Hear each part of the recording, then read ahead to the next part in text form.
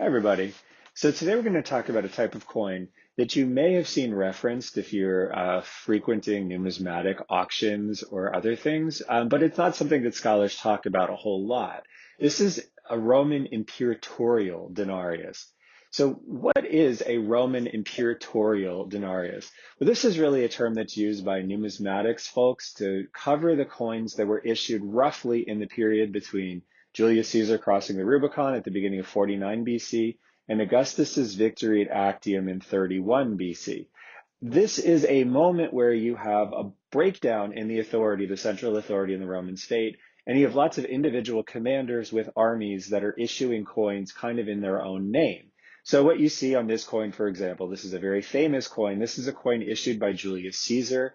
It is issued after he seizes the Roman treasury, but he's issuing this more or less as a Roman commander, issuing these coins to his soldiers. He's not a moneyer. He's instead fighting a civil war. So imperatorial just means imperator, coming from the Roman word that means someone who has command. And an imperator issues coins to his own soldiers because in some cases he's fighting against the central authority that would otherwise empower moneyers. But the problem is that Romans at this time probably wouldn't see this as a distinct moment in numismatic history. Romans were not walking around looking at their coins and saying, oh my God, I have an imperatorial issue. Uh, and part of this is because while you do have coins issued by commanders, like that famous coin of Caesar with Venus on the front and Aeneas and Chryses and the Palladium on the reverse, you do also have coins that are issued by moneyers. So that coin on the bottom is a coin that has pietas on the front and it has a moneyer on the bottom. Albinus Brutus is listed on the bottom. So some of these coins lacked moneyers or quaestors identified on them, but others of these coins still had them. The other thing, though, is there are some unprecedented things happening in the Roman imperatorial period. When we're talking about these coins, we see that a prohibition on the representation of living people on coins is broken during this period. So this, for example, is a famous coin issued by Julius Caesar right before his assassination.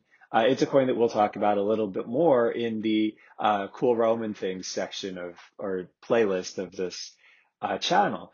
But this is a coin issued during Caesar's lifetime where he's labeled as a perpetual dictator and his name Caesar is on it and his picture is on it as well. So that is different. But on the other side, you see Servilius Macer, the moneyer. So this denarius of Julius Caesar is issued in 44. It shows Julius Caesar on the front or on the obverse, and on the reverse is the name of a moneyer. That's interesting, right? You have a living person, which you didn't have in the Republic, but you have a moneyer, which you did have in the Republic. So again, we are in a period where the rules are not strictly applying to these coins, but they are still pretty easy to identify because they're in Crawford. So again, when scholars work in this period, these coins are still considered part of the Roman Republic. And so identifying an imperatorial coin is not tricky because you can use Crawford and follow the same steps that you use for later Republican denarii. So this one's pretty easy. It has the name of the moneyer, Quartus, and you can easily then go to the list of legends in Crawford and find your coin. So this one is a little bit tricky because the obverse of the coin, Rufus III, the triumvir, is on the obverse, Cordius is on the reverse.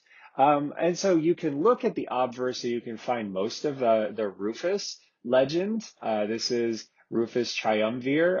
It's on the right of the legends with R on them. And that gives you 463. You can then double check and see, oh, wait, we have MN Cordius, and that's also 463. So here's our coin. MN Cordius Rufus Triumvir. And we know it's a denarius. And what we can see on this is we have Venus holding scales in one hand, And we have a Yugat heads of the Dioscoroi with triumvir on it. Got our border of dots. And so we then can see we've got 463. So what about the coins that are not issued by moneyers but are issued by generals? Well, so we'll look at this one. This is actually a very famous coin. It's one of my favorites because it's a coin issued by Marc Antony that has both Antony and Octavian, the future Emperor Augustus, on it. And the legends are super long. So here we're getting close to what we're going to see in the Roman imperial period with long legends that have a lot of information on them. So the legend on the Antony side, and if you are a super fan of Roman Republican history, Antony is the one who looks like a grown-up, and Octavian is the one who looks like a baby. The legend on the Antony side are M, A-N-T, I-M-P, A-U-G, 123, Vir, RPC, M, Barbat, Q-P. And on the reverse, you have Caesar, I-M-P, P-O-N-T, 123, VIR, RPC. So these are very, very long legends, but that makes them also very easy to find. So again, you go to the list of legends in Crawford. We'll use Antony's legend because it's really long and really distinctive. And so we go in and we see, oh, okay, so this is on the right column. And here's our coin. Number 527. Now this, because we're in the Imperatorial period, Rome has started issuing gold coins. So you have an Araeus. This is not an Araeus. This is a silver coin. This is a denarius. And so what you're going to look at is the silver denarii in this, and you're going to try your best to match this to one of the sub-listings. And that sometimes can be tricky.